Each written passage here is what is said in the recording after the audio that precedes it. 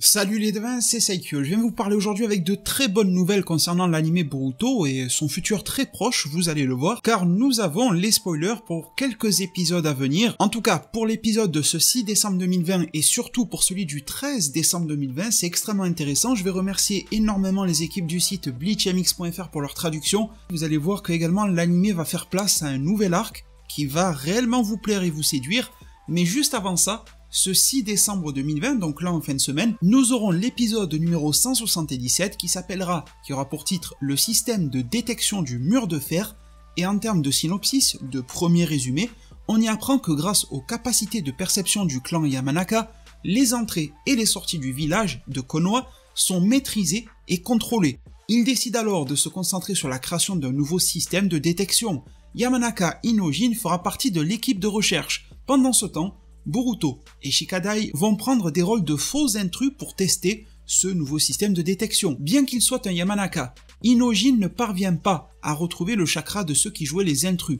Inojin finit alors par se sentir diminué, pensant qu'il déçoit les autres, probablement les autres du clan Yamanaka, voire même de Konoha. En tout cas, cela n'est que ma supposition, mais vous avez le synopsis. Alors c'est dans la continuité pure et directe, et même dans la conclusion de l'épisode 176, mais si vous vous rappelez bien, il y a 2-3 semaines en arrière, je crois, ma mémoire me joue un petit peu des tours en ce moment, mais je pense qu'à peu près dans ces eaux-là, je vous avais posté une vidéo en vous disant qu'un scénariste de l'anime Boruto nous avait dit sur sa page Twitter que l'épisode 173 nous mènerait tout droit vers l'apparition de Kawaki. Donc pour ceux qui regardent l'anime, c'est le personnage que l'on a vu adulte dans le premier épisode.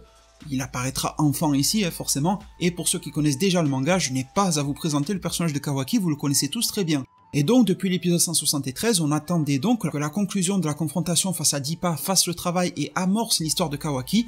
Sachez que c'est chose faite.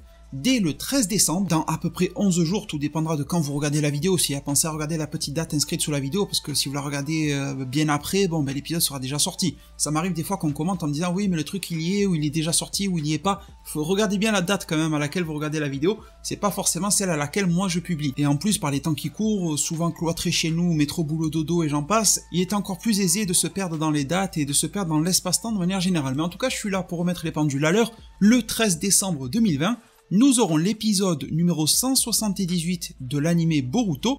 Nous n'avons pas son titre, nous n'avons pas son synopsis, et comptez sur moi pour vous le transmettre dès qu'on l'aura, mais nous avons ceci.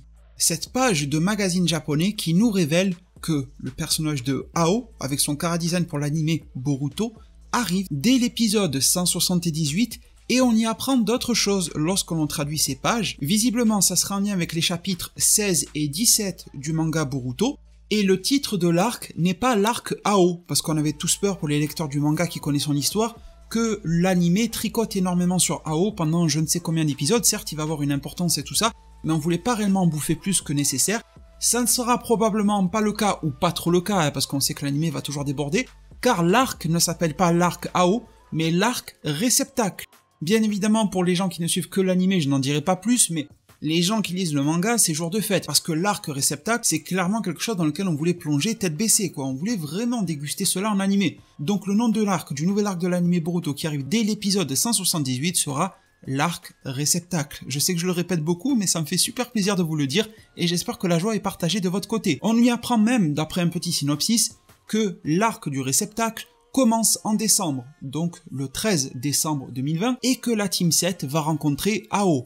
En termes de synopsis, ça ne s'arrête pas là, on nous dit que le destin s'accélère et que la Team 7 part dans une mission d'escorte de Katasuke pour réaliser une livraison d'équipements ninja scientifiques.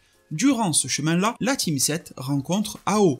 Ao, pour ceux qui l'ont un peu oublié, mais je vais vous remettre des visuels de Naruto Shippuden, qui était un ninja du village caché de la brume, donc Kirigakure, dans le pays de l'eau.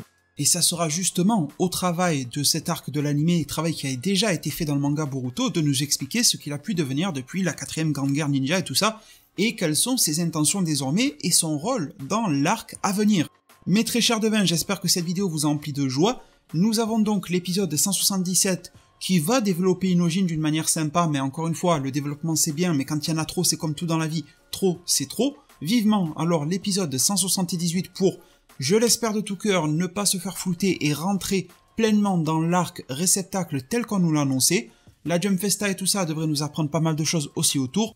Le prochain chapitre du manga Boruto qui arrivera ce 20 décembre 2020, on va vraiment se mettre bien côté Boruto aussi. Merci infiniment pour votre soutien, pour votre fidélité à la chaîne. Pensez à mettre un maximum de pouces bleus, à vous abonner, à activer la cloche des notifications. Vous ne raterez absolument rien, comme ça vous serez toujours informés.